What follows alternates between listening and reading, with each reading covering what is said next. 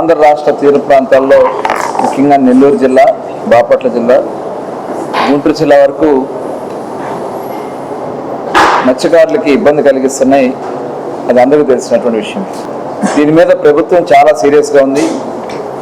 గౌరవ ముఖ్యమంత్రి గారు కూడా మన రివ్యూ తీసుకుని అందరికీ ఇన్స్ట్రక్షన్స్ ఇవ్వడం జరిగింది. ఎన్ని బోట్స్ అవసరమైతే అన్ని బోట్స్ని అక్కడ ఏర్పాటు చేసి ఇమ్మీడియట్గా ఆ బోట్లని కంట్రోల్ చేయమని చెప్పడం జరుగుతుంది. ఇప్పటికీ ఆల్రెడీ 3 బోట్లు గస్తీ తిరుగుతూ ఉన్నాయి.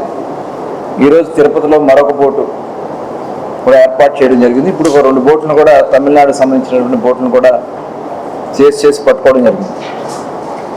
అయితే దీనికి ఎందుకంటే రేపు ఏప్రిల్ 15th నుంచి మళ్ళీ బ్యాన్ పీరియడ్ ఉంటుంది కాబట్టి నెక్స్ట్ జూన్ 15th మళ్ళీ బోట్లు వెళ్ళే సమయానికి ఒక 4 బోట్లని 650 హార్స్-పవర్ బోట్స్ని ఏర్పాటు చేసి లాంగ్ లైనర్స్ కేవలం గస్తీ చూడటానికి మాత్రమే 650 హార్స్-పవర్ మోటార్లతో ఇంజన్తో ఉన్నటువంటి బోట్స్ని ఏర్పాటు చేస్తున్నారు.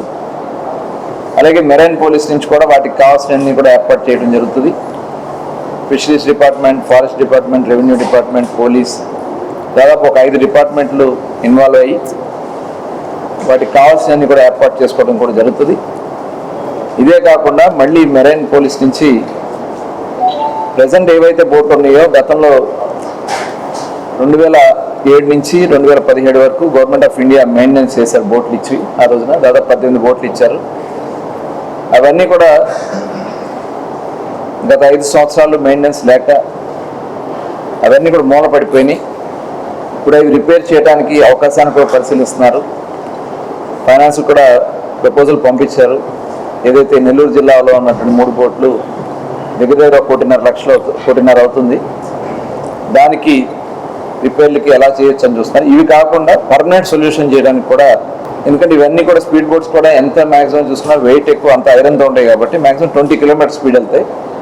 ఇప్పుడు అధునాతనమైనటువంటి మెరైన్ బోట్స్ని తీసుకొచ్చి 40 to 50 కిలోమీటర్స్ స్పీడ్కి వెళ్తాయి కాబట్టి పర్మనెంట్గా అవి కూడా ఏర్పాటు చేయడానికి దానికి క్రూ కానీ అన్నీ కూడా డిపార్ట్మెంట్ ప్లాన్ చేస్తున్నారు. ఐజీ గారు ఉదయం నుంచి అన్ని తీర ప్రాంతాల్లో కూడా అలాగే దివల్దిన్ పోర్ట్లో కూడా చూసి రావడం జరిగింది. ఇది శాశ్వత పరిష్కారం చేయడానికి ప్రభుత్వం చాలా చిత్తశుద్ధితో పనిచేస్తారు.